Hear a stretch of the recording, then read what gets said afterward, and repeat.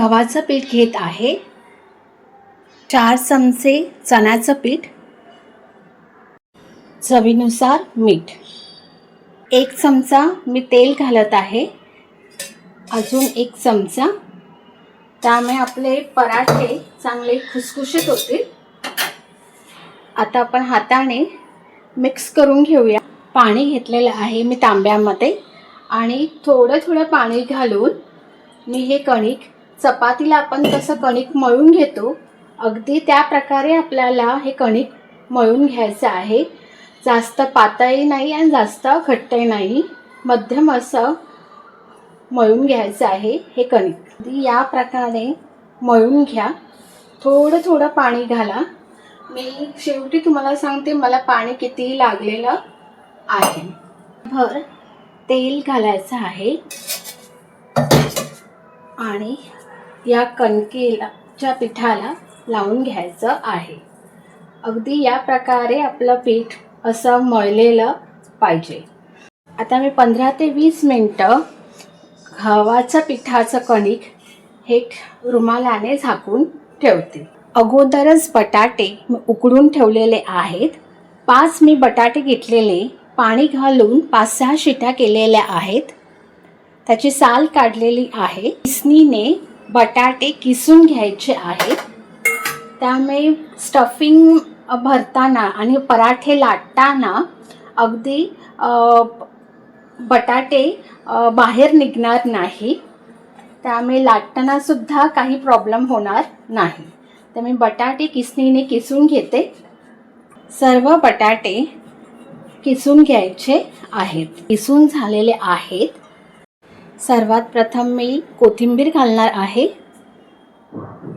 1 मोठा चमचा आलं, लसूण आणि मिरची याचा ठेचा घालणार आहे। कसुरी मेथी घेतलेली आहे 1 चमचा, ती हाताने कुस्करून घाला। अगदी या प्रकारे हिंग घालत आहे 1 छोटा चमचा, 10 चमचापेक्षा कमी लाल तिखट, हळद घालत आहे 1 छोटा चमचा, धना जिरा पावडर केलेली आहे ते मी घालत आहे 1 छोटा चमचा,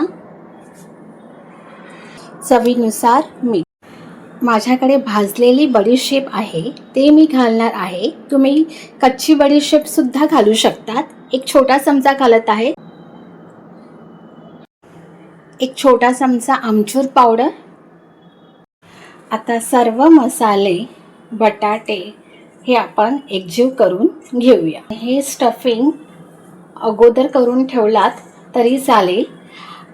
सकाळच्या घाई गडबडीमध्ये अगदी सहजपणे आपण मुलांना टिफिनमध्ये देऊ शकतो किंवा टिफिनला सुद्धा नवऱ्याच्या टिफिनलाही देऊ शकतो। तर अगोदर तयारी करून ठेवली तर दुसऱ्या दिवशी सकाळी तुम्ही झटपट असे हे आलू पराठे बनवू शकता। टोटल 11 गोळे बनवलेले आहेत। ह्याचा गोळा घ्यायचा आहे, मळून घ्या चांगला आणि गव्हाच्या पिठामध्ये किंवा तुम्ही तांदळाचं पीठ वापरलात तरीही चालेल। आता मी हे डीप करून घेतलेलं आहे। जशी आपण मोदकाला आपण वाटी बनवतो अगदी त्याच प्रकारे आपल्याला ही वाटी बनवायची आहे। मधून जाड पाहिजे आणि कडेने पातळ पाहिजे। गव्हाच्या पिठामध्ये हा गोळा हलकसर पीठ लावायचं आहे जेणेकरून कुठूनही आपला पराठा निघणार नाही। ही दुसरी पद्धत दाखवली आहे। तुम्हाला जी पद्धत योग्य वाटेल, सोपी वाटेल ती तुम्ही करू शकता। आणि आपल्याला बोटाने आणि या अंगठ्याने आपल्याला हा पीठ वरती घ्यायचा आहे आणि पुरण खाली घ्यायचं आहे, अगदी या प्रकारे। आता मी अंगठ्याने आणि बाकीच्या बोटाने हे कणिक वर घेते आणि सारण आपलं खाली दाबते। तुम्हाला जी योग्य वाटेल ती पद्धत तुम्ही फॉलो करा। एक्स्ट्रा पीठ आपल्याला काढून घ्यायचं आहे. आता मी थोडंसं पीठ काढून घेते. थोडंसं गव्हाचं पीठ लावते,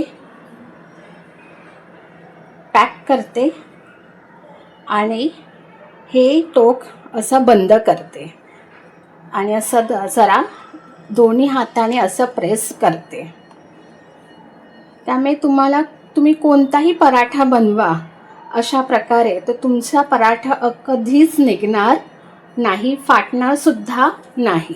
मी गव्हाच्या पिठामध्ये मी पुन्हा डीप करून घेते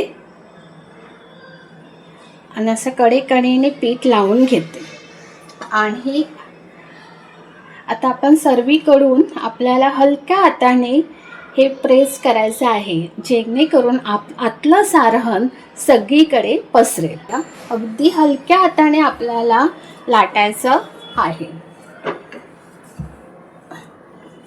तुम्हाला वाटतंय जिथे आपल्याला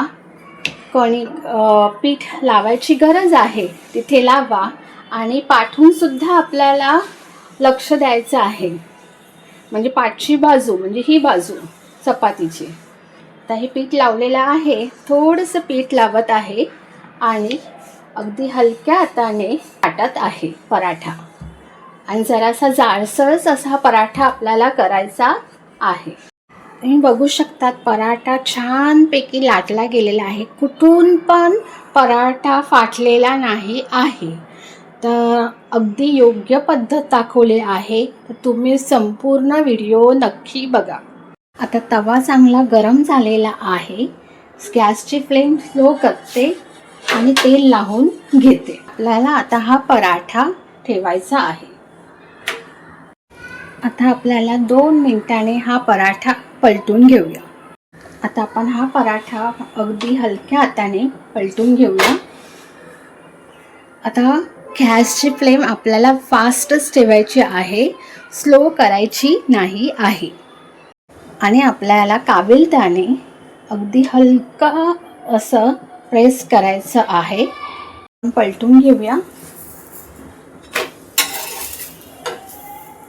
आणि साईडच्या कडा सुद्धा आपल्याला भाजून घ्यायच्या आहेत, अगदी हलक्या हाताने. तुम्ही बघू शकता सारण एकदम सगळीकडे लागलेलं आहे. आपल्याला पराठा आपला चांगला भाजला गेलेला आहे. थोडीशी गॅसची फ्लेम कमी करते आणि साजूक तूप घालते. तुम्ही तेलही वापरू शकतात. आणि आता हा पराठा पलटून घेते. तुम्ही बघू शकता एकदम खरपूस असा झालेला आहे. गॅस बंद करते आणि वरून सुद्धा साजूक तूप किंवा तेल लावा. आपला तयार झाला आलू पराठा. संध्याकाळच्या नाश्त्यासाठी किंवा टिफिनला सुद्धा तुम्ही देऊ शकता. गरम असा हा आलू पराठा, त्याचबरोबर दही सुद्धा आहे आणि वरून अमूल बटर किंवा लोणी सुद्धा तुम्ही लावू शकता.